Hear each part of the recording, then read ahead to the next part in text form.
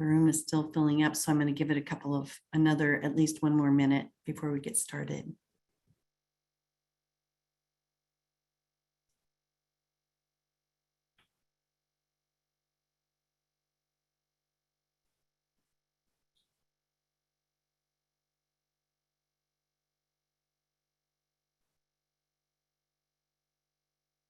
Oh my goodness.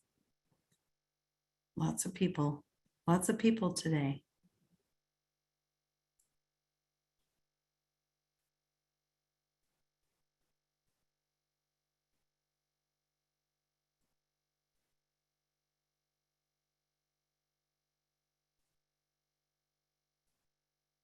Okay, folks, I think I'm going to get started. Welcome to the Graduation Equity Webinar Series. I'm Bonnie Zimmerman, Student Engagement and Support Program Specialist. And today we're talking about LifeLines, a comprehensive approach to suicide prevention for schools. This meeting is being recorded. It should be available immediately on YouTube. Closed captions are available in the menu if you'd like to take advantage of that.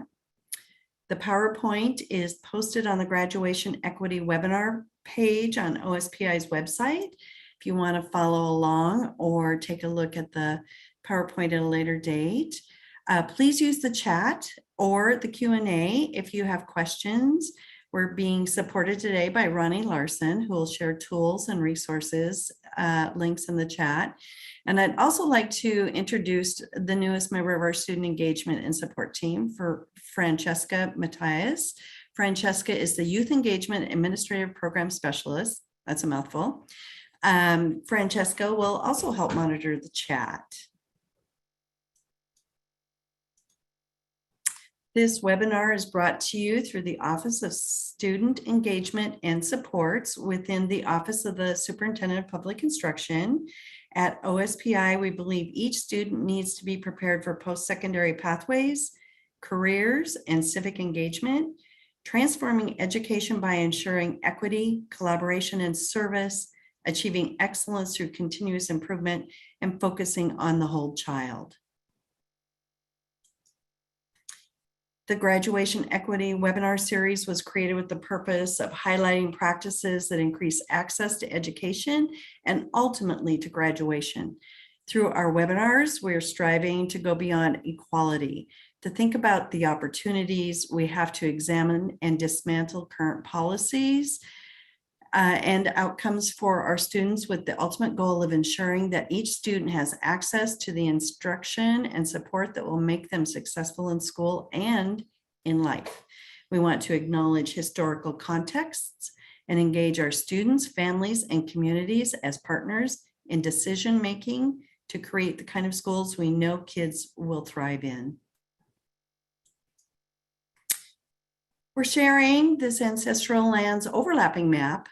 The overlapping colors reflect a beautiful complexity that isn't based on sharp edges. We ask that you honor the traditional lands in which each of you are located today. We'll paste some links in the chat to help you determine which ancestral land you're on if you need help. I am at OSPI today, so coming to you from the traditional lands of the Squaxin Island people.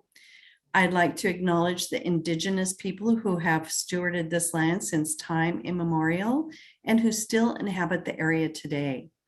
Tribal consultation is a great way to get to know your local tribes and begin relationships that benefit students and their families. And if you'd like to know more about it, we would love to connect you with OSPI's Office of Native Education. We're going to pause for a moment to reflect on our role as leaders. We know that the decisions the adults make often have lasting impact on students we serve. We want to encourage you to consider where you have influence that you can do and what you can do to help each student find success by asking yourself, who will my decision affect? What is my locus of control? Which actions will have the largest impact?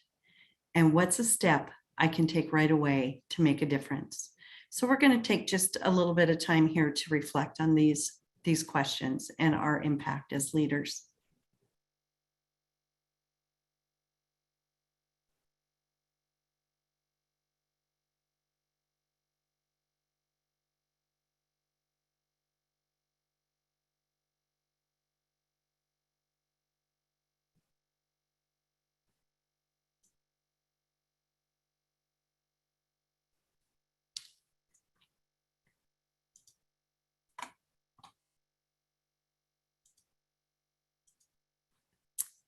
We chose this topic because we know many students and staff are having a challenging year, and it's going to require extra support. Last year, we saw many students struggle with isolation. I want to include staff and families in that statement. We all struggled a little bit with isolation, and returning to school brings on its own set of stressors as people adjust to full days back at school. With that in mind, we want to take some time to review a model for comprehensive school suicide prevention, intervention, and postvention using trauma-informed policy and protocols with LifeLines author Maureen Underwood. You'll be able to identify steps a school can take for prevention. You'll also learn from Olympia School District's Ruth Middlebrook about how her district is implementing LifeLines. We'll also share some helpful resources for you to evaluate your progress.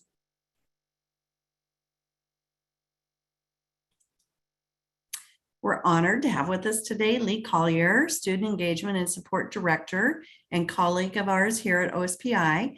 Lee is extremely knowledgeable about student supports. He is a former clinician and is a great resource for teams around the state.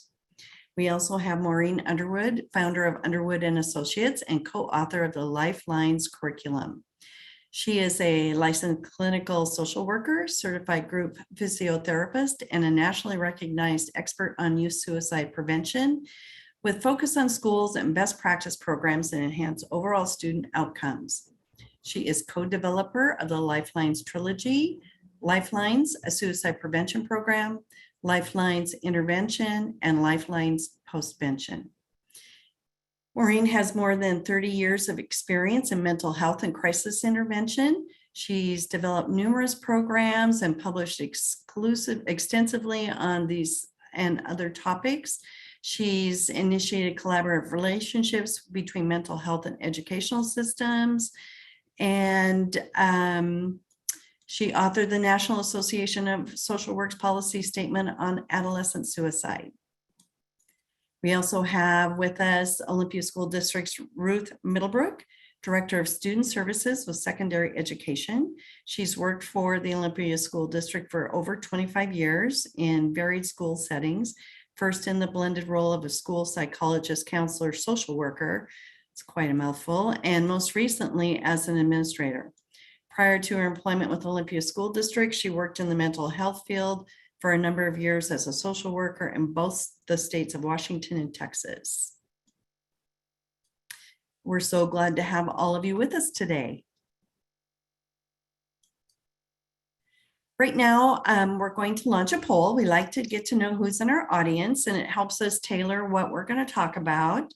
We're also using the poll to take attendance for clock hours. So if you're interested in clock hours, please take the poll. We're going to let it run for a little bit before closing it, so you have time to answer the questions. And for those of you that are new to our polling, you have to scroll down to get to the bottom, answer all 3 questions before you can submit. And while we're doing this, Lee, you want to share a little bit about your background? Oh, sure. Yeah. Hi, everyone. My name is Lee Collier. I am the new director in student support over the health and safety team, where my folio includes safety and behavioral health and suicide prevention and threat assessment and school health and nursing and social emotional learning and sure a few other things by the end of the day. I was previously working in the special education division here at OSPI for the past 4 years, which was really an incredible experience and kind of, I think, prepared me really for this work to support all students in really different ways and bring a lens of equity and disability to this work, so we can really further support all students. So that all students really does mean all students. And that really is the core that I come to this work with. Prior to being at OSPI, I worked in the nonprofit sector, where I ran an outpatient school-based mental health program in the Bay Area, in Oakland and Pittsburgh and Hayward, California. And prior to that, I ran a school for students with emotional and behavioral challenges. And prior to that, I was a clinician for a little bit in a juvenile detention facility and worked in a therapeutic boarding school. And I've really only ever worked with kids and kids who are not normative, frankly, kids who are struggling. And that's really what my passion is and the work I'm really most interested in. So I'm really excited to be here and support students from this vantage point. So happy to be here. Thanks. Thanks, Lee. I think we're going to close the poll now. Looks like we have a lot of school counselors here, some parents, district office staff, administrators from both elementary, middle, and high school. And it looks like at least, about 90% of you are familiar with the topic somewhat, or very, very, very familiar with it. Okay, Lee, I'm going to let you take over. Cool. Yeah, like I said, I'm actually pinch hitting or subbing for my partner Ann Gray today, who is our program supervisor for behavioral health and suicide prevention, and wanted to come talk about some of the new information we've received from the state at the state level. And then I start with this slide. I shared this slide about a month after the closure in March of 2020. So I shared it in April. And I wanted people to be prepared for what was going to be coming, what was going to happen after kids came back. And I don't even need a response on the chat, but I want people to look at this slide and think about the behaviors we're seeing right now and what's going on in your school. And I'm going to guess that a lot of this kind of came true, right? That this is sort of modeling what people are seeing an increase in, an uptick in, right? Particularly when we break it down developmentally, what kids are looking, because child reaction to stress and trauma is different. It's developmentally bound, and I know that I have children in that sort of middle area in my house, and I've certainly seen I've seen all four of those in my home, and I know that they've seen those in school as well. And my kids are, they're doing okay. I think that's the best we can hope for, right? And I show this just to say that we're still in a global pandemic.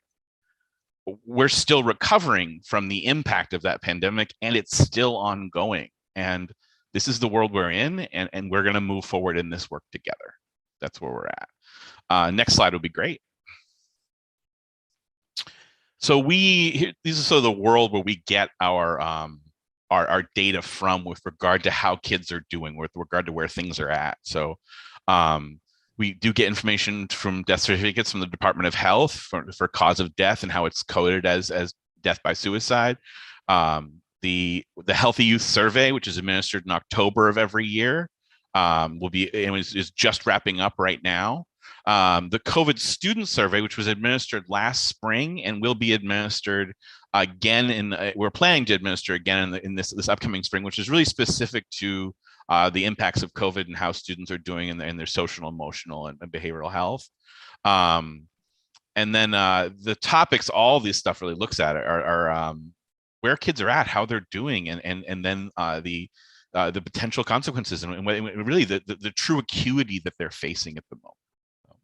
Next slide would be great.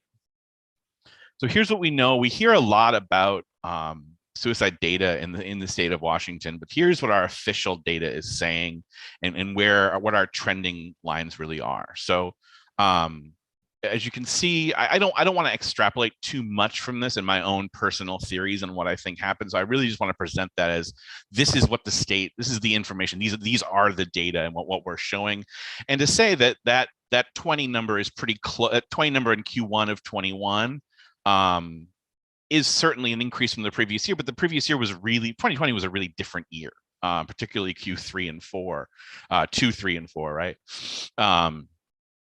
So I think that 20 number, I think we should certainly be alarmed by any number of suicides at this age group, but it is trending within the mean, if that makes sense.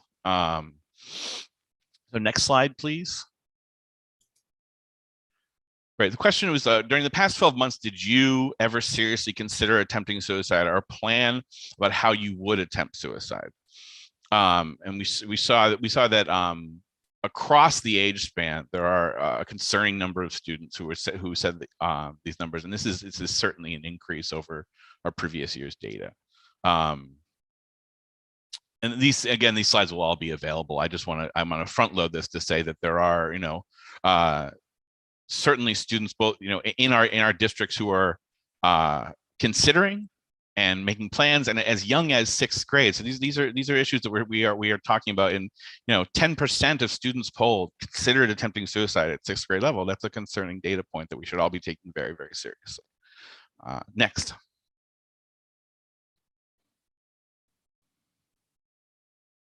Next slide, Bonnie. Thanks. During the past 12 months, did you try to get mental health services from a counselor, therapist, emergency room, or other health provider? So we can see that increases over time as students have obviously more access to these sorts of things. But again, as young as 6th grade, we have students seeking out healthcare, seeking out mental health services outside. So we know that this is a quarter of our students as we get up to high school age are attempting to receive mental health services. And and we know from our national data that these numbers are probably low from our larger data sets. Next, please. And if you said yes to the previous question, who got help? So of all the students who we have about 2/3 there, right, are getting help, but we have a third of students who of the students who sought help, we have a third who are not getting the help they needed. That's a third of students who if we were in a state where that was happening, imagine if that was happening with broken legs, and if that was happening with concussions. Think of what the reaction would be in our communities if that were true. Well, the consequences are equally as significant, sometimes more significant, and we have a third of these kids who are not receiving services. And there are so many reasons for those gaps. I see a rural, yes, I will say rural North Central Washington, you're who I think about a lot when I think about access to care. I think about how, right, even if we expand services, how many services are even available for our students in our rural and remote communities. I grew up in a rural community, and I hold you in my heart, just as like the access to care is certainly right there that we need to think about. And frankly, I take it very, very seriously that we support the entire state, that solutions need to be available for all of our students, not just the students in our most populous areas, that our solutions need to be for all of our K-12 systems. So that gap is there for all of our students, right? Next slide, please. I wanted to remind everyone, just highlight our work of the Behavioral Health Navigators. This was a pilot program that began a couple of years ago, and we now have Behavioral Health Navigators at every ESD supporting our work, supporting districts to help students access care outside of the school system, and specifically supporting their behavioral health needs. And we're just, again, we are incredibly excited. They are supporting, really identifying the barriers, but as well as supporting districts in care and in vivo support. They are, you can go to the next slide, we can show what some of our navigators are up to. I really want to highlight that our navigators are trained in the LifeLines trilogy curriculum that we are talking about today, and they are an additional resource for districts who are dealing with these issues in their districts, and can be a key point person for support. And they are also conducting suicide prevention trainings across the board, supporting schools in their plans for screening and requirements under 320, 127. I can send out a list of the navigators at each. We can make that available, no problem. I don't know off the top of my head. I wish I've been in this position for 3 weeks, so I don't have every name memorized. But we'll get it out there for sure. But I just want to highlight the work that was going on with our navigators. This is a key support that was financed by our legislature, and we are very happy so far with our early results from this. And we will actually we're conducting some everyone's favorite, more surveys. Oh, Lee, I think you lost. I muted myself. How did I even do that? But yeah, I think that's my my last slide. I want to thank everyone. We have a poll question coming up. Please, really, given the data sets that we just saw, and then I believe are low, frankly, of the number of students who are really in need of behavioral health services. The question is, how many of you feel your school is well prepared to deal with suicidal students? So Lee, just a quick clarification, if a school district is interested in behavioral health navigators, they contact their ESD. That's right. Yeah, Okay. there's a behavioral health navigator at every ESD, and I can make that list available. Okay, great. Thank you. So we're going to launch a poll, and we're going to ask how many of you feel your school is well prepared to deal with suicidal students. And your options are very well prepared, somewhat prepared, not very prepared, I don't know, or NA. If you want to take a few minutes to answer that, we will. Are we getting the poll launched there, Ronnie? Okay. I'm not able to get the second one up. Can you give me a second? Sure. Let me see if I can find it. Yeah, it usually lets me do 1, 2, or 3, and it won't go past. I can go ahead and launch it, guys. Thank you. Thank you.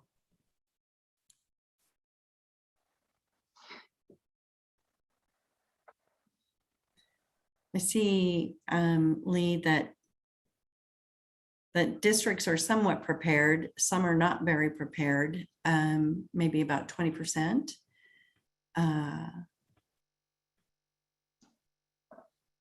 Is this typical?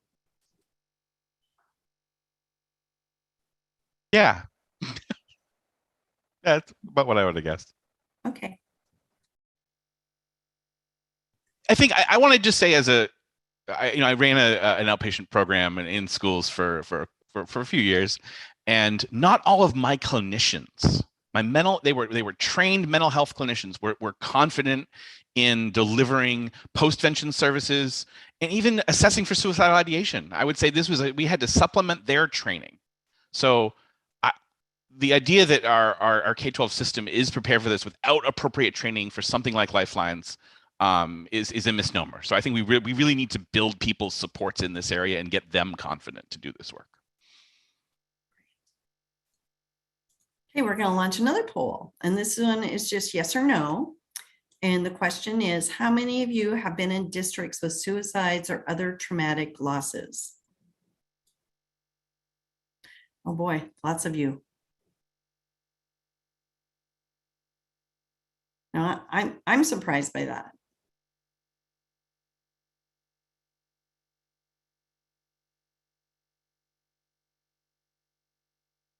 Wow, more than 90%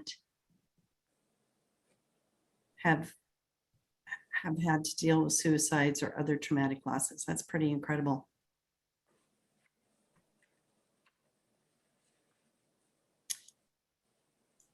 Okay, at this time, I'm going to turn it over to Maureen Underwood, and she's going to be with you for a little bit here to talk about suicide prevention. Thank you, Bonnie. And I want to say welcome to all of you. And I am so delighted that so many of you took the time out today to come to this. Hopefully you'll leave with at least one piece of information that you can take back to your school and implement in suicide prevention. I'm really sad about the results of these polls. I'm not surprised. You know, I've been in this field for over 40 years, and it's been an issue. I think what's been happening is people are more willing to talk about it than we used to be and do something about it. And also recognize that the school has a role, even though it's critical and limited. As you all know, kids spend the majority of their time in school. I think that's something that parents became very aware of last year during the height of the pandemic. They wish their kids were back in school, but because kids are there, it's a natural place to provide prevention curriculum information. So that kind of speaks to, you really do have a critical place in this. But, and I say that in capital letters, schools should not be turned into mental health counseling centers, which speaks to the limitations of that role. And in the next slide, we're going to see how suicide prevention fits in with the mission of your school, which is to provide a safe learning environment for all your students. Everything you do in the school is measured against the criteria of providing that safe learning environment, isn't it? And the bottom line is that students, they're not learning English or math or science if they're thinking about suicide. They can't. So suicide prevention actually fits in with the mission of the school to make sure all students can participate in the learning environment. So let's take a look at what we're going to kind of cover a little bit today, which is Lifelines. And as you've heard, this is a trilogy. It is the program that we're going to talk about. It's got 3 compartments to it that are very comprehensive. And even though, I want to be very clear about this, even though it's designed to be implemented kind of in a structured way, it can be adapted to the resources and realities of life at your school. So there, even though it's a trilogy, each program comes separately. So what I'm going to do for you is I'm going to sequentially review all 3 parts: postvention, intervention, and prevention, and give you a couple of takeaways from each. I want you to listen to how these components fit together and evaluate where is your school or your district in dealing with this. And I'm pleased to see a lot of you are somewhat prepared. So there may be things I'm talking about today that you already have in place, which is yay for you. And there'll be some others you may say, we need some help with that. All of the material, though, in each of these 3 components is evidence-based, it's theory-grounded, and it was developed in school settings. This is not a program that came from a university or a mental health clinic and went to a school. It started in schools. So it really does speak to your needs. So let's take a look at what some of the challenges are in providing school-based suicide prevention. Well, from the beginning, and as I said, this program actually started in 1982. It's been adapted and modified by research, et cetera, since then, but we've been around a long time. It was clear even then that suicide was really a challenging endeavor. First of all, the stigma about suicide and mental health, they were really even more prevalent 40 years ago than they are now. And for some cultures, as you know, discussion of suicide or mental health issues is really frowned upon. So one of the challenges we had in putting Lifelines together was to figure out how to address these topics in a culturally neutral way. And how we did that was we focused on the feelings that are similar across ethnicity. And I will just tell you, I spent about 5 years training Lifelines in tribal communities in Oklahoma with great success. So, we felt like we got a real rousing endorsement from the tribes in Oklahoma that this worked. Lifelines recognizes that your curriculum requirements, they are always crowded. So we paid a lot of attention how to maximize learning in the shortest time possible by looking at learning theory. And another place that's always crowded, I don't have to tell you, is your school resource staff office. And since the outcomes of these programs are to increase the number of kids who feel comfortable asking for help for themselves or a peer, what the intervention aims to do is to help your resource staff become more comfortable with their current skill set so they can apply it to suicide. If you just heard, there's a lot of people out there who have credentials, but not much experience with suicide. So we want to talk about how do you apply what you know to suicide and do it in a conversational way. And finally, how we've really adapted this to school, as you'll see on the next slide, is that this program is really cost efficient and sustainable. Sorry, I skipped that. We know that there's a lot of effective school programs that fall by the wayside because the grant funding goes away. So we had to figure out how to institutionalize Lifelines with your policies and protocols. So it belongs to your school. So it's grounded in those school policies and protocols. All of the Lifelines initiatives are grounded in this. And how we determine this, we have something we call a readiness survey, a readiness assessment, which we're making available for you to download. So you can take a look at it and see where does your school fit with a best practice model. And I'm sure there's going to be some things you're going to check off right away. And then there's some other things you're going to say, I'm not so sure about that, because it's very, very comprehensive. The curriculum, as I just said, is really created to maximize the learner's retention. So what that means is there are more than one lessons that are taught at the classroom level, but it's not so intense as to be cumbersome, and it's manualized to the point where if you ask a question from the curriculum and the students look at you like you're speaking another language, which they do sometimes, in the curriculum, it'll say, other students have answered this question this way. What do you think about what they said? So it really tries to help you out so you're never without words. Finally, it just can't be up to administrators or teachers or resource staff. It's too much work for just a little group to do suicide prevention. Everyone in the school has to have a role to play to make a program sustainable. For example, several years ago, I was working in a school that had an episode of contagion. It was one of the largest episodes in the country, and LifeLines came in after the third suicide. And we trained everybody, all the school's faculty and staff, including the operations manager, whose responsibility is traffic outside and, building security, et cetera. And unfortunately, they had a fourth loss, and I happened to be there that day. And, was standing outside the school, and the operation manager was out there kind of directing traffic. And I overheard him telling people as they came that it was his job to maintain support, control, and structure. So would they please move on and not park in front of the school? And as you'll see, support, control, and structure is one of the key points of crisis intervention that we teach. So we teach these things in simple ways, because in the middle of a crisis, you don't need a complicated program. And they're all aligned with the goals of LifeLines, which is really to increase the likelihood that school administrators and faculty and staff and everyone in the school community can more readily identify youth who are at risk for suicide, can identify them, know what to say and do in response to them. And I think, as you know, that's really important. You can identify kids, and what do you do with them? But we say, here's what you do, here's how you obtain help, and you're consistently inclined to do that. And we want to make sure that kids in the school, you saw those numbers of kids in school, you saw those numbers. We want to make sure that those kids who are at risk know where to go if they're worried, not just about themselves or a peer, but anybody in the school.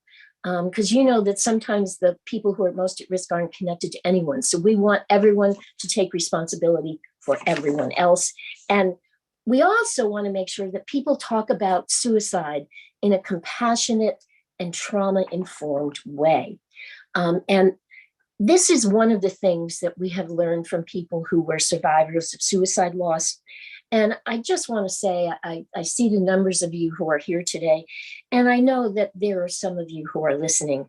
And I and Marnie want to acknowledge what a challenging journey that is for you, and offer you our support and compassion in your healing, because we understand. We've walked with a lot of families. And what those families have told us is that we need to be compassionate and trauma-informed in the way we talk about suicide. And the field for many, many years, and you'll still see this today, I think, if you see things in the online or in papers, people talk about somebody committing suicide. Well, if you think about what we commit in our culture, it's usually crimes or sins, right? So when we put commit there, it gives it a little bit of a pejorative connotation and may even add to the stigma. So what these survivors have told us is that if we talk about it as someone who died by suicide loss, that isn't adding that extra layer of stigma to it. The other thing that's a little challenging is you'll hear people talk about, oh, it was a successful attempt. Well, if you look the word successful up in the dictionary, it's an accomplishment, isn't it? And I don't know that there's any of us who would ever say that a suicide attempt is an accomplishment. So scratch that, and we just talk about an attempt or completion or someone who died by suicide. The last point on here is something that in particular is really important for kids, not describing suicide as a permanent solution to a temporary problem. It's actually important across the life cycle. This is, if you look up, this is a cliche, right? And if you look up the word cliche in the dictionary, the first thing it says is trite. So someone has just told me that they may want to die, and I'm giving them a trite answer. What? The second piece of it is really a recognition of the way kids structure time. My favorite group to pick on consistently are adolescent girls. it's just so easy to pick on them. Middle school girls come in second, but adolescent girls are right up there. And if you were to ask an adolescent girl, tell me about the future, you know what she's going to tell you, don't you? She's going to tell you about what she's doing this weekend. That's the future to an adolescent girl. So imagine, I felt bad 2 weeks ago. I felt bad last week. I felt bad yesterday, and I feel bad today. Don't tell me that's not permanent. So you see, just some of the things we think, this kind of makes us feel better. It doesn't make the person who's suicidal feel any better at all. And talking about that, the other thing that doesn't help people is when the whole community doesn't know what's going on. So the format that we use for this is what we call a competent school community. And when I say that, and the definition is here, and what I would tell you is I'm sure that there are none of you who feel that your school's not competent, because it says in our school, we care about each other's welfare. We know where and how to get help if a community member is in need. That's a competent school. So, that's kind of the measure that we use in putting suicide prevention into schools. And part of that means all members of the school community share a role in this. And, the next slide is going to show us a list of all of the members. I'm not going to tell you how they all can benefit, but I will tell you there's a benefit for every single one of them. But I'll start with the top and tell you your board members can sleep easier, because you're going to have a best practice standard program that also can kind of protect you from litigation because you're using best practice standards. And on to the bottom of the list to talk about the larger community, what can help you handle temporal realities. Because unfortunately, most of you know, based on the statistic you shared at the beginning, tragedies don't respect school schedules. They happen on weekends, they happen on vacations, they happen during the summer. And technically, some of those are not your responsibility. So when you've got the larger community on your hand, on your side, you've got more hands on deck.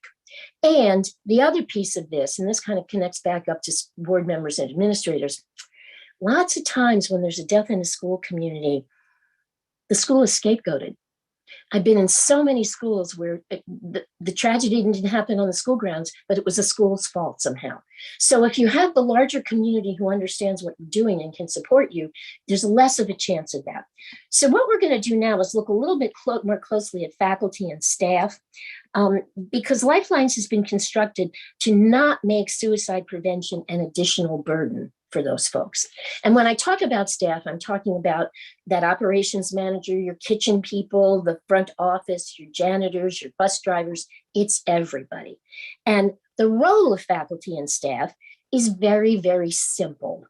It's to learn what the signs of risk are. And I will tell you, most of your faculty probably know what they are already because they see kids that they're worried about. They may not code it in as a sign of risk, but they know something's going on that they need to be worried about. To identify those kids who meet those criteria and simply refer them to the resources in your school.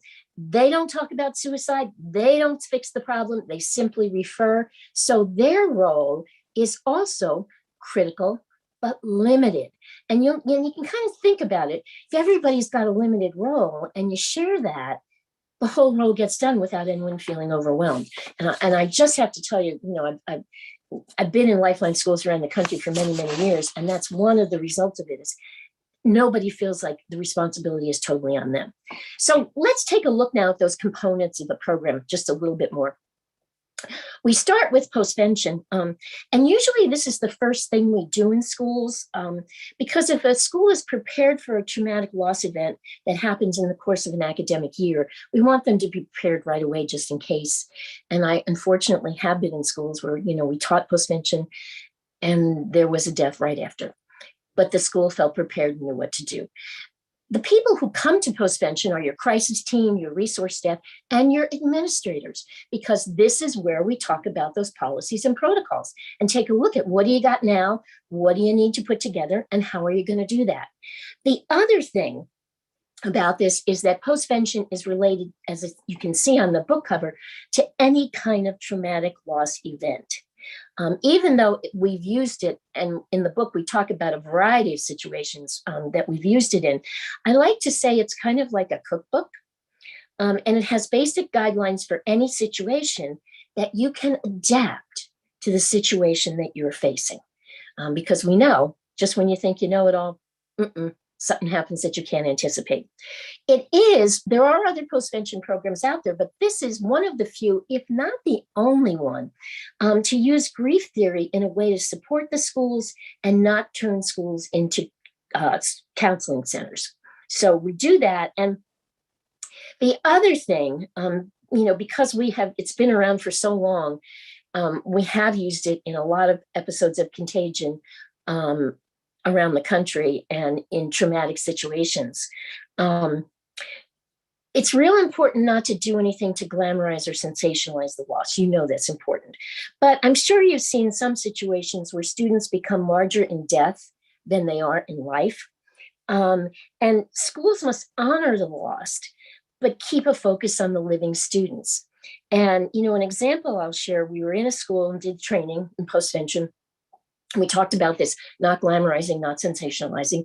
And the next week, there was an article in the paper that there'd been a suicide at that school, and the school had lowered the flag to half-mast, and they had dismissed all the students. And we were like, well, that's not what we taught.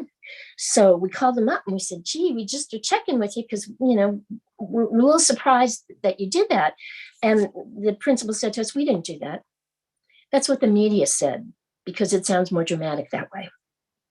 So we do have some media guidelines in Postvention as well to help you with that. The other thing that Postvention helps you do is create your crisis teams proactively. It's like finding the life jackets before the boat is sinking.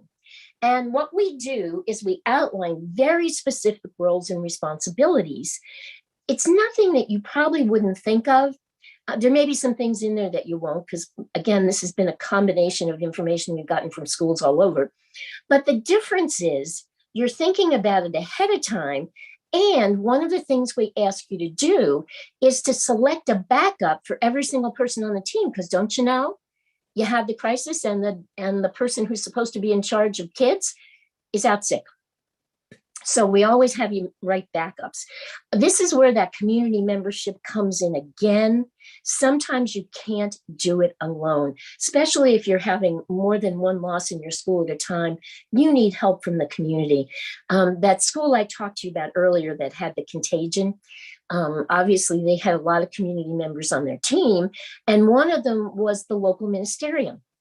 And right before the holiday, right around this time of year, actually, the ministerium asked if they could have the name of everybody in the school, from the bus drivers, janitors, cafeteria workers, all the way on up to the principal and administrators. And what they did was they took all of those names, divided them up between the churches that were part of the alliance, and every person got a handwritten note from someone from one of those churches that thanked them for all the hard work they were doing for those children. And then they brought in lunch for the entire school. It wouldn't have been the same if the school had done that, said, oh, thank you. But to have the community do that, it's that caregiving that's also a part of Postvention that sometimes we forget. And, because we call these crisis teams, what teams are supposed to do is work together, right? So you can't just put a bunch of people together and say, okay, you're a team. You got to practice. You got to practice working together a couple times a year. So we actually give you some simulations and some guides that you can work through. So you can say, okay, this is where we have to do better. Boy, we did great on this. And finally, what I'm going to tell you are your 3 magic takeaways. I don't want to say you don't need to read the book, but this is it. It's all summed up in these 3 words: providing support, control, and structure. These are 3 principles of crisis intervention. And if you're doing something in your school that provides support, control, and structure, you can answer yes to that. You're probably doing the right thing. So, for example, you're in a school, there's been a death, and the crisis team gets together and everyone's upset. And they're saying, maybe we should just let everybody go home early. Everyone is just, they're too upset to deal with this. If you use support, control, and structure, would you do that? No. So that's how simple it is to use these 3 words as the guideline for everything that you're going to do. Intervention is also simple in a different kind of way. this is really designed to enhance the skills of your resource staff. Because again, some of you may have more skills than others, and this is best practice. So it's kind of designed to sort of shine you up to what's the best way to do this stuff currently. It approaches suicide from the perspective of the public health prevention. It uses mental health theory, but it doesn't focus on mental health diagnoses. It focuses on what are the behaviors of concern in any particular student. It also includes safety plans as stopgaps that focus on what it is in the school environment that causes crisis or distress for students.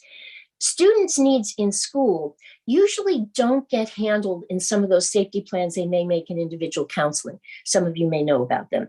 The safe learning environment of the school often gets left out. So we're going back to the mission of the school with this. And what we're doing is having your resource staff sit down with a student and they talk together about what are the stresses that child faces in the school environment, what can they do by themselves to kind of get through it. If they can't get through that, who do they go to? So it provides emotional safety on school grounds. You know how to provide the physical safety. This is one way that you're giving emotional safety. So again, you can see it feeding in to your mission.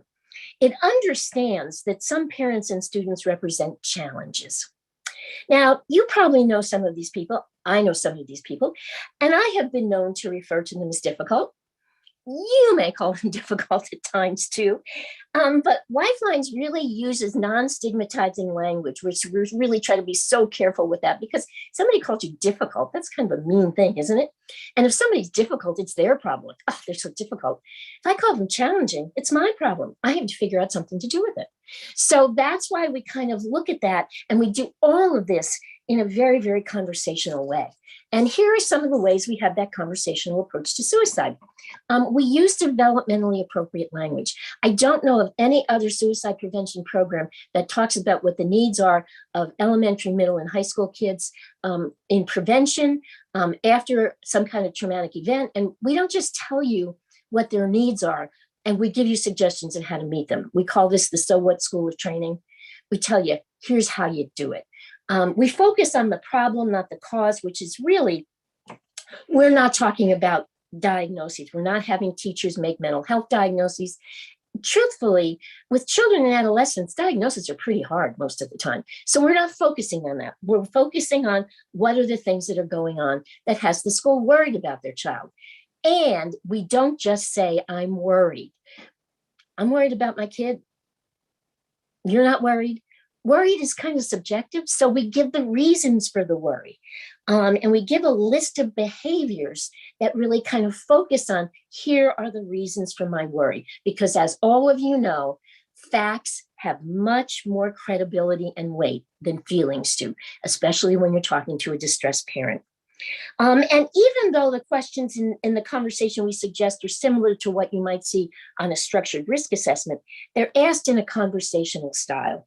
And one of the questions that we ask in that conversational style, and you'll hear how this is so non-judgmental, is what's going on in your life right now that makes you feel like you want to die?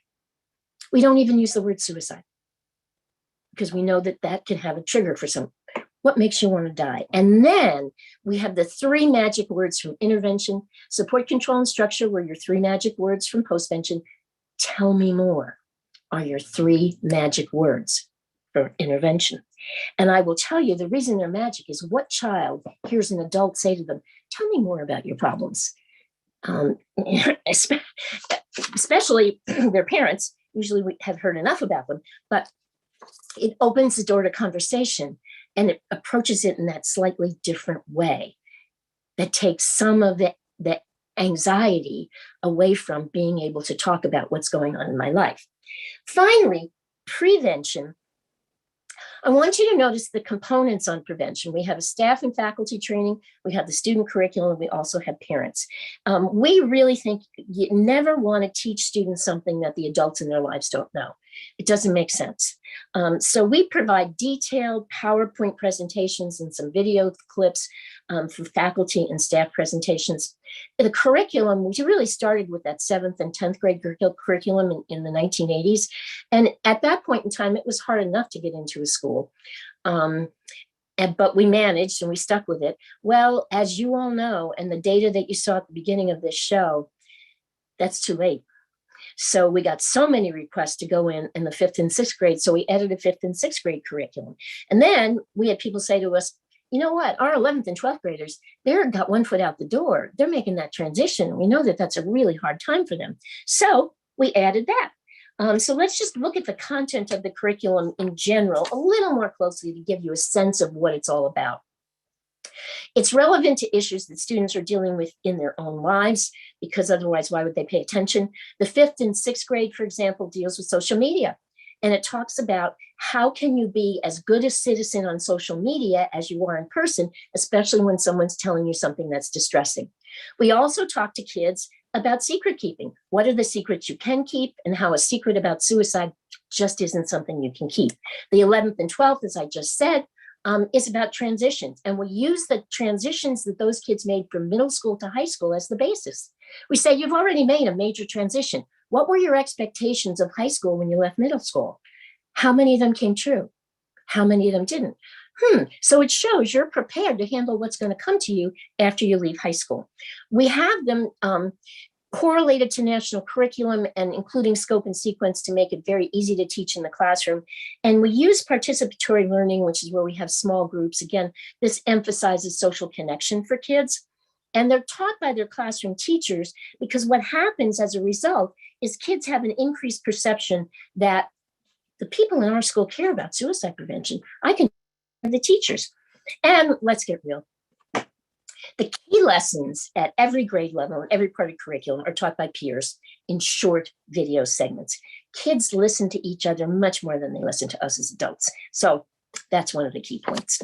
The other key point that we use is we teach everyone about warning signs to pay attention to. And we do this with a concrete image of a traffic signal. And we talk about warning signs, risk factors, and protective factors, because people get risk factors and warning signs confused a lot. And this is an easy way to remember. It facilitates memory. What we talk about is, risk factors. A lot of kids come into your school with risk factors, they leave with risk factors, and they're never suicidal. It's like risk factors for heart disease. Doesn't mean you're going to have a heart attack. It just means you're at higher risk. Warning signs, however, are those things that tell you to stop and take action immediately. There's no waiting around. I'm going to talk about those a little bit more in a second, but I want to point out that green light because nobody ever pays attention to it. And the green light are protective factors. They're things that buffer kids from stress. They include a lot of the things that are in your social emotional curriculum. There are a lot of things that are in trauma-informed school guidelines, but this is important, and LifeLines focuses on this too. So how we organize these warning signs, again, I think it's because those of us who made this program had very bad memories. We came up with this acronym for the warning signs, and the acronym is FACTS. And we talk about feelings, actions, changes, threats or talk, and situations that may trigger. And this is taught to faculty, staff, and parents, students with the directive, if you see any of these warning signs, you need to go to a school resource person or a trusted adult right away. That's the important concept in prevention. And we have lots of handouts that help address that. But again, that trusted adult is one of the key themes that runs through this. And it is about those protective factors. There's a lot of prevention programs that focus on what you want to prevent, but they don't tell you how to do it. And those protective factors are really how you do it. And these do come from that public health perspective. So that's where they're grounded. But let me just show you how the curriculum really reinforces some of those protective factors that you'll also recognize from SEL, and you'll also recognize from trauma-informed schools. The first one is that it empowers students. And how it empowers students, it asks them to tell us examples of what are the qualities of helpful adults, why asking for help takes courage, How can they help friends? Because we know they're the most underutilized resource in your school. In terms of social connection, that's why we have people do small group activities. And as I said before, we have them do vignettes where they're supposed to identify how they might help a friend or a peer. Because again, we know that some of the kids who are most at risk, are kids who don't hang out with anybody. So we want to facilitate some of that social connection. We want them to know where and how to get help in the school. You may think they do, but I'll tell you, oftentimes they don't. And you developmentally want to address the resistance to going to talk to adults. Because we know as you're moving through those years, my friends know more than you do. So we want to really encourage help seeking. And one of the ways we do that is in the curriculum, there's actually a help seeking pledge. And a pledge is a promise you make to yourself. So there's a help seeking pledge that they look at. And I kind of want to just give you all a shout out because one of the things we know is the most significant protective factor for any child is contact with a caring adult. And I think each of you could probably put your picture in place of that gentleman on that slide, because so many kids find that caring adult is a person in their school. So finally, I just want to give you a heads up on what makes Lifeline sustainable. First of all, you have to have that administrative buy-in through policies and best practice protocols, because otherwise the champion for the program leaves and the program goes. And you don't want to invest all this time and energy in this and have it go away. All of the program modules are structured and manualized, so it doesn't leave anything to chance. And everything is conversational, even though it's grounded in best practice and academic theory. We use those teachers to teach because they become resources, they become trusted adults for your students. And the best news, I think, is after your initial commitment of training and the purchase of materials, which you can get online or in hard copy, you can institutionalize the program and there's no further cost. That's it. You are prepared to go. So that's kind of most of what I want to say about this. You can see I talk very fast because there's so much information I want to share. And now we'll just open it up to questions, I think. Yes, thank you so much. Thank you, Maureen, and thank you, Marnie, for supporting her. Let me see if I can share my screen.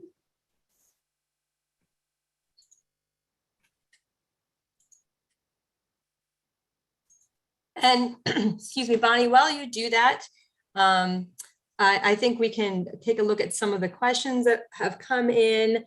The first Maureen question that came in a while ago was about languaging. And you had talked about, we hear from survivors of suicide loss that died by suicide is a term that they feel they're comfortable with. And Nicole asked about the term she has heard, which honestly I have not heard, called unlifed themselves. I have never heard that term either. So I guess the answer, and she was wondering, is she feels it's a new term and is it a correct way to address? And so I guess the question is, and also unalived themselves. Now I think some of these are yes, they're coming from YouTube. YouTube because the algorithm won't detect it like suicide.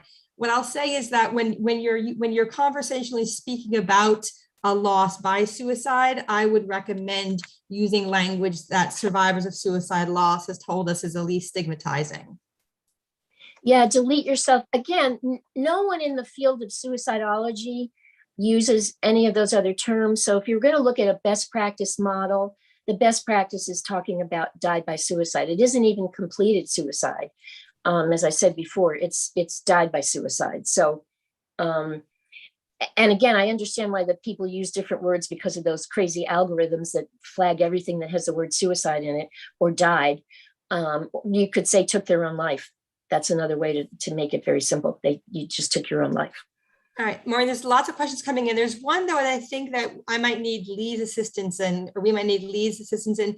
So Jen asked about how this program fits with the MTSS framework, which I think is something that you have in Washington State to provide targeted support to struggling students, multi-tiered system of supports. Lee, are you familiar with that and the intersection? Yeah, I mean, I am quite familiar with that, but I'm not totally familiar with your program Beyond, but I think just to speak to how your program, and maybe Ruth can speak to how your program, I think she will probably, she's nodding. Ruth will talk about how your program fits into Okay, a so tiered perfect. intervention and supports. Yeah. All right, so great. I'm going to move that question over to Ruth in just a couple of minutes, and we'll keep going on with Lifelines questions. Maureen, these are some ones I know you have the answer to. People are asking about the differences between Prepare and Lifelines and signs of suicide and Lifelines. Could you speak to some of those? Great questions. Prepare addresses a lot of issues in the school. Lifelines is really, related to trauma per se. It has much more than signs of suicide because it includes all of those protective factors. Those other programs don't necessarily emphasize the protective factors as much as Lifelines does. So I would tell you that's one of the primary differences. And then also I got a question now about Hope Squad, Maureen. I will tell you, I have some concerns about Hope Squad. I think it turns responsibility for identifying suicidal kids to other kids. And I've been around the field too long, and I've been around too many people who thought they knew what they were doing and their friend died by suicide. I really feel that that's where the partnership, it's like if I had a toothache, would I ask my friend to fix it? I'd go to a dentist. It's that same thing. I think, sometimes there's a reason for partnerships between kids and adults. I think that that's a wonderful modeling. And I think having kids think they can do it by themselves, I think it sends the wrong message. Thanks, Maureen. And I apologize because I am a little bit multitasking. I heard you answer about Prepare. Did you speak specifically to signs of suicide as well? It's the same. It's Okay. basically the same. There's not that real focus. We do a lot of focus on help seeking. There's activities on help seeking. We talk about the courage of help seeking and how kids do courageous things in other parts of their life. So we have it like a skill that they already have that they just have to expand to this. So it's a little bit more protective is what I would say.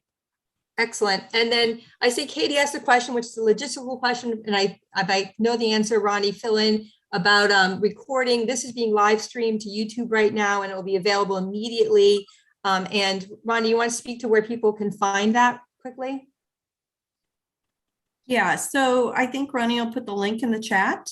OSPI has their own YouTube channel, and all of our webinars, current and past, are there in a kind of a library. So I think Ronnie will put the link to the OSPI YouTube channel in the chat.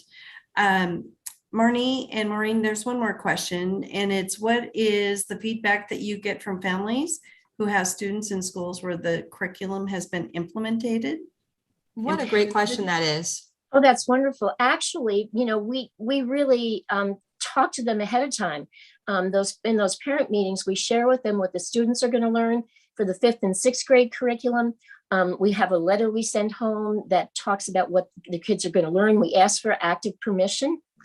And in the letter we send home, we suggest how parents can continue the conversation that kids learned about in the classroom, like for parents to tell their kids who their trusted adults were when they were growing up. What are some of the things they do that take courage?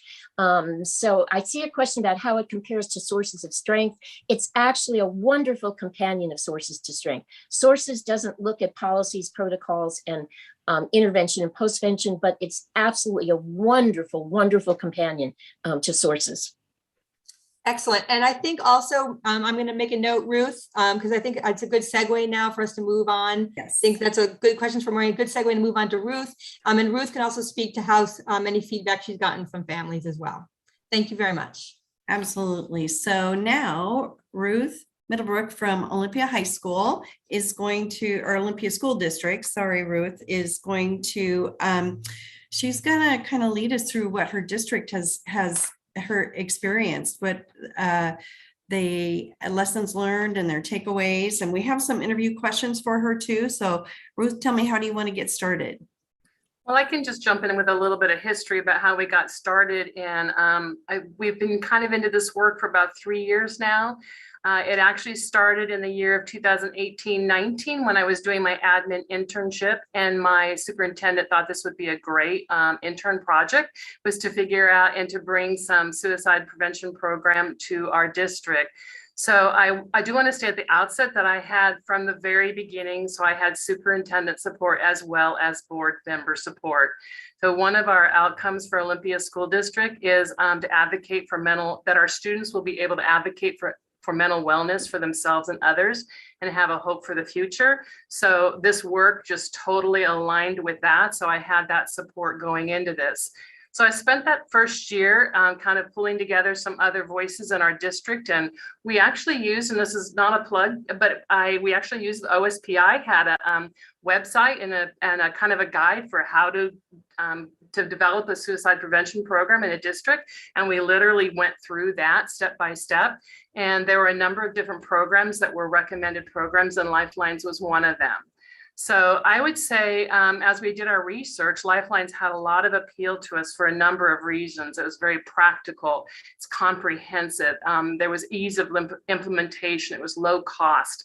There were options for training. And I do have to just confess to a little tiny bit of bias because I am a social worker by profession, and I had noted that the author was a social worker. So there may have been a little bit of a bias there. But we just really felt like the team of us that were looking at that just felt like it just kind of touched all of the points we were looking for. I love the practicality of it. And as I've gotten to know Maureen, I can hear her voice through the program because it's just very real and authentic and practical. It really fits with life the way we see it in the school. So since then, it's really been, I call myself this portion of this webinar, the keeping it real, because I know Maureen and Marnie have kind of talked about the ideal, how implementation looks like and the best practice. And then there's the reality of how that actually unfolds, especially when COVID impacted all of that. So I can go into some of that, but I didn't know if you have some other specific questions you want to ask, or let's see how the questions unfold. So yeah, we do have more questions, but if you want to continue with that train of thought, then we can, because this will kind of change the conversation a little bit. Okay. We started in 2000, the fall of 2019. So first of all, what we did, kind of like what Maureen was looking at and talking about the assessment readiness survey, we looked through, and there were portions of the whole package that we were already doing. We have social workers in our district that have been there for a while, and they had already put together kind of that postvention piece and the intervention piece. So we had protocols in place around how to make a suicide risk assessment. We had a district crisis team in place. So we took a look at what was being recommended through LifeLines and what were the things we needed to tweak in what we were doing. And actually, I have to confess that while Maureen was talking today, I was taking notes thinking, oh, we could do a better job there. So, the reality is it is always a work in progress. We can always do a better job at what we're already doing. So by using some grants, we were able to actually bring training to our district, and we scored because we got Maureen in person before COVID. So, and I think that, her presentation, everybody that went through the training with her was just won over.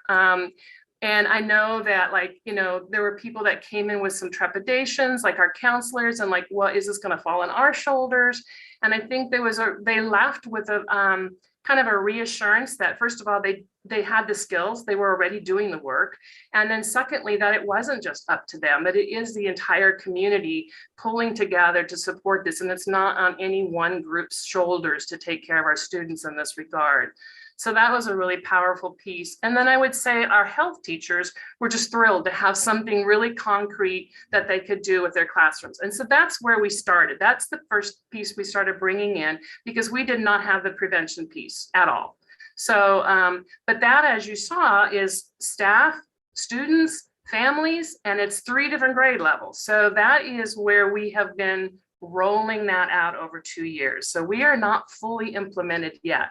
There are still pieces that we want to add to the work we're doing, but we started with where we had the best access. And I have health being taught in the middle school and the high school. And so that's where we started. We plugged in the curriculum with those teachers so they could start working with the students in providing those services. Nice. Did I hear you right? Did you say you received a grant?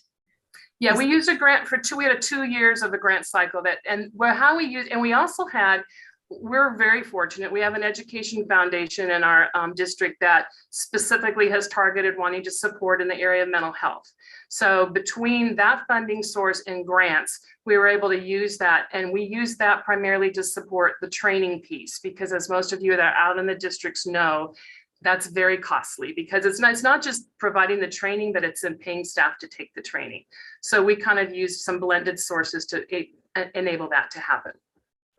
So how did you get staff buy-in? Because It's a work in progress, first of all, I would say. Even with paying for staff training, for instance, it's optional. So there are staff that didn't choose to be trained. So I know one of the things I'm really excited about this year is we've had a lot of staff turnovers. I'm sure a lot of districts have experienced, but in doing that, we've brought some really incredible resources into our district. And our teaching and learning department this year has a couple of people in key positions that have counseling backgrounds. So I'm really excited about, strengthening a partnership with them and looking at, and I think not only in the partnership, they also bring a skill set that I don't have that I think will complement and enable us to really increase that buy-in across the district. So that's what I'm anticipating, moving in that direction. great. Now, is this only at the high school level? Are you? Currently, we have it at middle school and high school. Oh, good. And then this year, we did purchase the books for all of our elementary schools. And the plan is for our counselors at the elementary to go into the 5th grade classes and teach that towards the end of the year. And then I'm still wanting to figure out how to bring the 11th and 12th grade piece in. That is on my wish list. Okay. And then let's see, for our listeners, what advice do you have that they can apply in their schools? What was that? What advice? What kind of advice do you have for our listeners that they can maybe go out and apply right away without, while they're researching and securing funding and getting buy-in from their leadership and, forming their teams? Is there something they can do that you would recommend immediately? A couple of things come to my mind is one is I think that readiness survey that Marnie and Maureen mentioned would be really helpful to kind of see and what are the things you're already doing and then see what are the pieces that are missing. The other thing I would say is just jump in. Don't wait to have all your ducks in a row, but get started someplace. The books themselves, you can start, I hope I'm remembering the price correctly. You can get the 3 books that cover everything that Maureen's talked about today for, I think, $500. So it's not a huge cost, and the training is great, but it's optional. It's not, I looked at some programs that kind of require training in order to implement their programs, and that is not required by LifeLines. Of course, it's recommended, but it's not required. Okay, and so the staff and students that have participated, what kind of feedback do you get from them? How do they feel about it? We've had some buildings that have just completely embraced it and others that are maybe struggling a little bit. The buildings that have completely embraced it can only they just sing the praises. They are so enthusiastic about it. I know they have participated in some of the staff trainings we've done through Zoom, and they've connected with Maureen and just said how much they appreciate the program. We had one of our health teachers say that when they do a survey at the end of the semester of the students, that the students call this piece out as their favorite part of the health curriculum, that they felt it was really practical and useful and very valued by them. In terms of parent feedback, that's still more limited. We've done one parent training and we've got another one coming, I think, next week, right? And so that's a piece. I mean, I think the parents have been really glad we're doing this, but I haven't heard more specific feedback from them yet. That's something we should probably solicit. So the parent training, is it virtual or is it going to be in person? It's virtual. Mm-hmm. And recorded. We tried to record every training we've done so that it's available asynchronously as well. Nice. Boy, I think that from my understanding, I don't know, Lee, do you have anything else that you want to ask? Nothing specifically comes to mind. I was it was awesome to hear what's going on in Olympia and to hear the responses from families. Could we circle back on that? If I don't think it was answered on the MTSS. Oh yeah, that's right. And how that fits in. I even made myself a note on that. I would say I feel like the system covers all 3 tiers because it's being taught in the health classes. So it's a tier 1. Every student is getting access to that material. I think that I love the emphasis on the protective factors. So I think every building that is doing, identifying groups of students that have various needs and is providing some sort of tier 2 system for them, that we're doing that to build community and connections and skill sets for students. That is a tier 2 intervention and that feeds into building those protective factors. And then the tier 3 would be those individual responses to suicides who are at risk for, and to students who are at risk for suicide. So does Olympia have MTSS? And yes, more or less.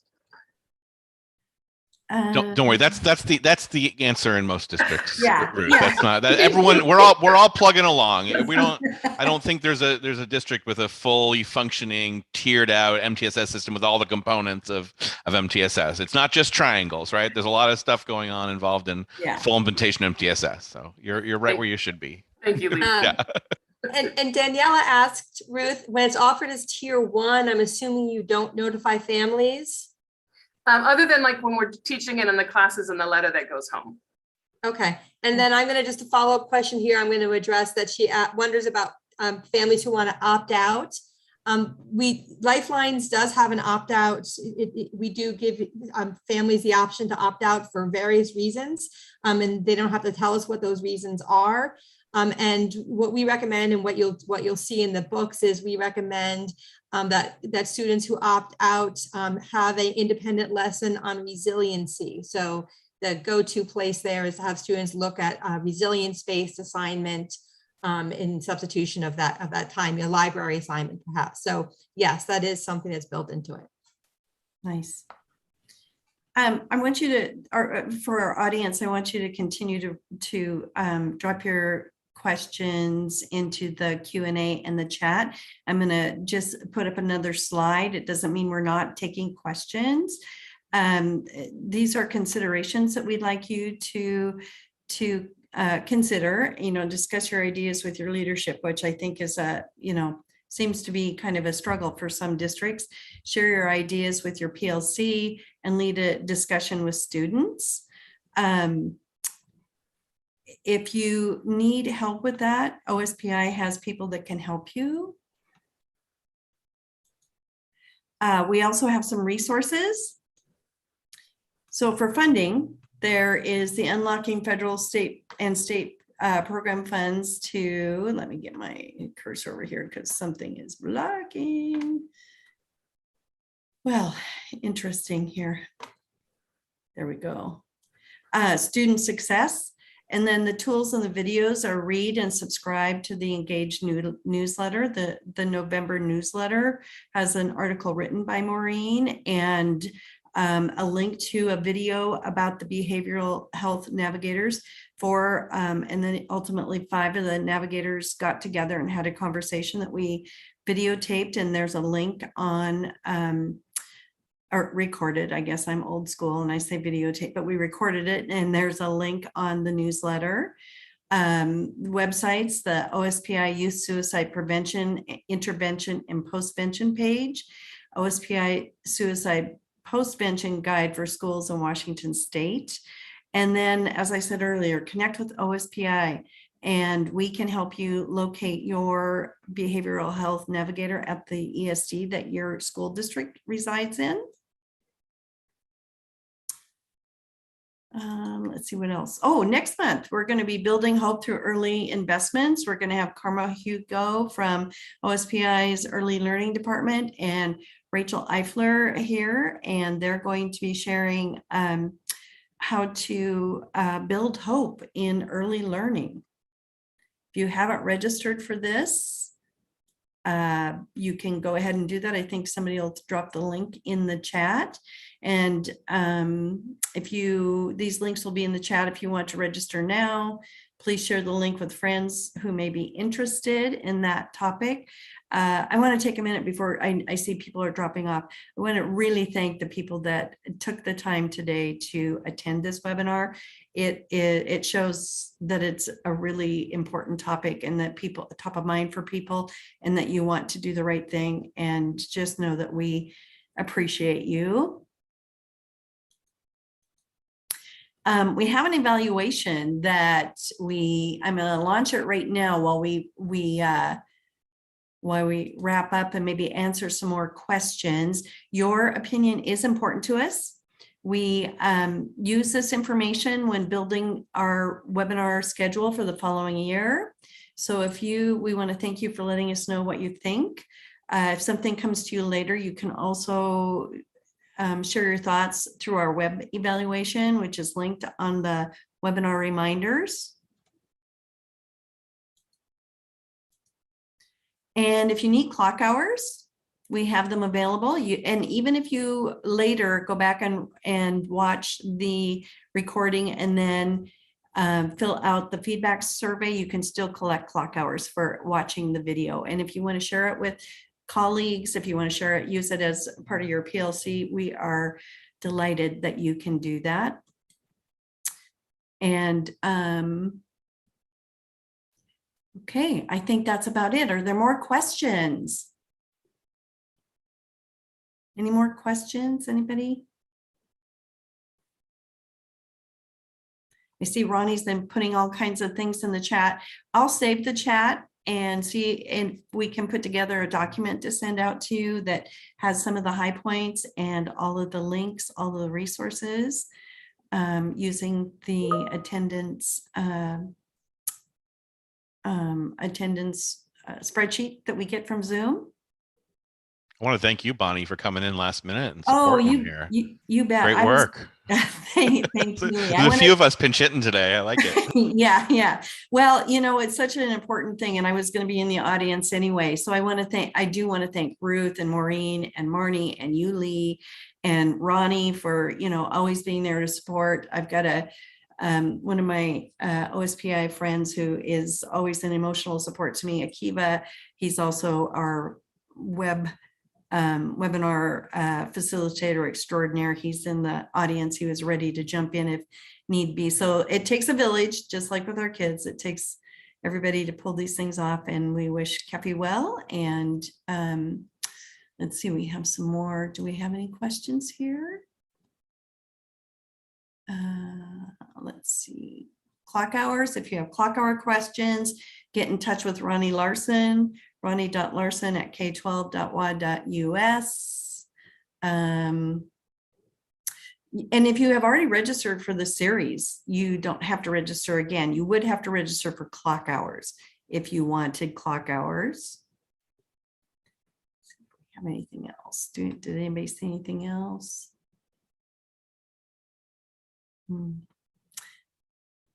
I think we're good. So we will stay here until 11:30. If anybody has questions that we can answer. Again, we want to thank Ruth, Maureen, and Marnie for joining us. It was really a treat for us to have you. And Bonnie, someone's asking to see the clock hour page again. Can you go back to that maybe? Yes, I can. There you go. So clock hours are awarded in PD Enroller. You go in and you complete the PD Enroller registration. You'll get an evaluation or survey that you have to complete before your clock hours will be awarded, and they'll be awarded through PD Enroller. I see Jenny wants to know, how do we share the link to the video? Just the OSPI link you sent earlier. OSPI's YouTube channel is where it will be. We have our own channel. Every video by Superintendent Reichdahl, by all the gate equity webinars. I think that there's a series on MTSS in there. You can go in and locate the correct webinar and share it. You can watch it again. Thank you, Emily, and thank you, Ronnie. I think that we have 100%, I don't think I've ever seen this before. 100% of our audience completed the evaluation. Want to thank Wow, you that's for doing the that. I first time know. in training That- history. That never happens. I know. So I'm anxious to see. Right now, it's definitely helpful. They all learned something new. They agreed that the presentation was relevant to their work, and of course, Maureen and Ruth are all experts in their field, so we appreciate them.